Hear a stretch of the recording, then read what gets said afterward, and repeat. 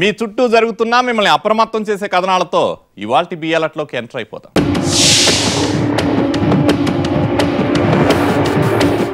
Red sandal స్మగ్లర్లపై ఉక్కుపాదం మోపుతున్నారు AP పోలీసులు. వేల కోట్ల రూపాయల విలువైన ఎర్ర చందనాన్ని దేశం దాటిస్తున్న స్మగ్లర్లు ఒక్కొక్కరి భరతం పడుతున్నారు.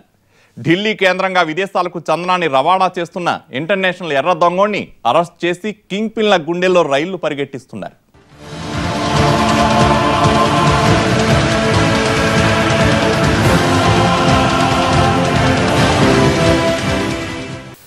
విష్ణుభాయ్ అలియాస్ మణి అన్నన్ ఉండేది దేశ రాజధానిలో, చేసేది ఎర్రచందనం అక్రమ వ్యాపారం.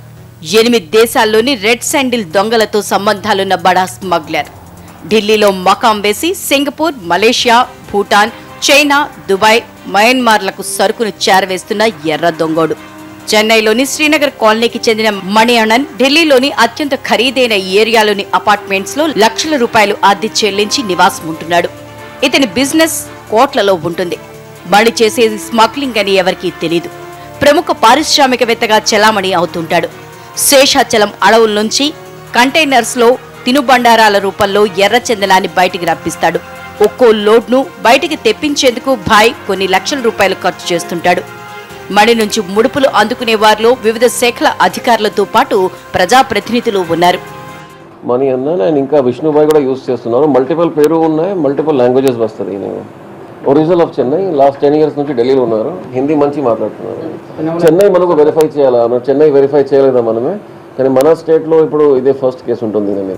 చెన్నైలో ఉండే సొంత కొడుకే మణికి రైట్ హ్యాండ్.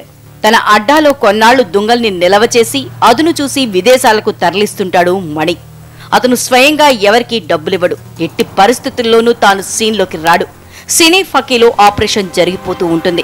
సరుకును ఎవరు తీసుకొస్తారు, ఎక్కడికి, ఏ సమయంలో చేర్చాలి వంటివన్నీ సీక్రెట్ కోడ్ రూపంలో జరిగిపోతుంటాయి. ఈ వ్యవహారాలన్నింటిలో వినోద్ కీలక పాత్ర పోషిస్తుంటాడు. హర్యానాకు చెందిన ముఖేష్ బాదాని అరెస్టు తర్వాత అనేక విషయాలు వెలుగులోకొచ్చాయి. ముఖేష్ విచారణలో భాయ్ అడ్రస్ దొరికిపోయింది. 4 ప్రత్యేక బృందాలు ఢిల్లీలో వారం రోజుల పాటు మకాం వేశాయి. 2 రోజుల క్రిందట భాయ్ అలియాస్ మణి విదేశాల నుంచి వస్తున్నట్లు కడప పోలీసులకు పక్కా సమాచారం అందటంతో అప్రమత్తమయ్యారు. ఢిల్లీలో ధనవంతులుండే ద్వారకా శిఖర్ లెవెల్లోని ఓ ఫ్లాట్ లో మణి అన్నన్ని పట్టుకున్నారు. పోలీసుల్ని చూడగానే మణికి గుండె నొప్పి వచ్చింది. ఆసుపత్రికి తీసుకెళ్లి చికిత్స చేయించి అరెస్టు చేసి ద్వారకా కోర్టులో హాజరుపరిచారు.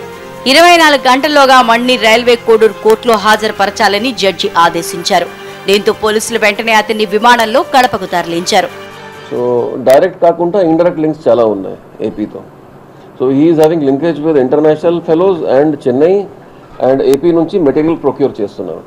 ఏపీ నుంచి మెటీరియల్ ప్రొక్యూర్ చేసి అక్కడ చెన్నై పంపేలా, చెన్నై నుంచి ఇంకా పైన, చెన్నై ఆర్ పైన నార్త్ వరకు, అంటే Myanmar, mostly Burma and Nepal and China అక్కడ పంపిస్తారు. అండ్ ఫైనాన్షియల్ డీలింగ్ మొత్తం చూస్తున్నారు. భాయ్కి ప్రతి దేశంలోనూ ఏజెంట్లున్నారు. చైనా, సింగపూర్లలో కార్పొరేట్ కార్యాలయాల్ని ఏర్పాటు చేసుకున్నట్లు పోలీసుల విచారణలో బయటపడింది. హవాలా ద్వారానే మనీ వ్యవహారాలు నడుస్తూ ఉంటాయి. ఢిల్లీలో సరుకు డెలివరీ చేసిన వ్యక్తికి పాస్వర్డ్ ఇస్తాడు. ఇది తీసుకెళ్లి చెన్నైలో ఉన్న తన కొడుక్కి చూపిస్తే డబ్బులు అందుతాయి.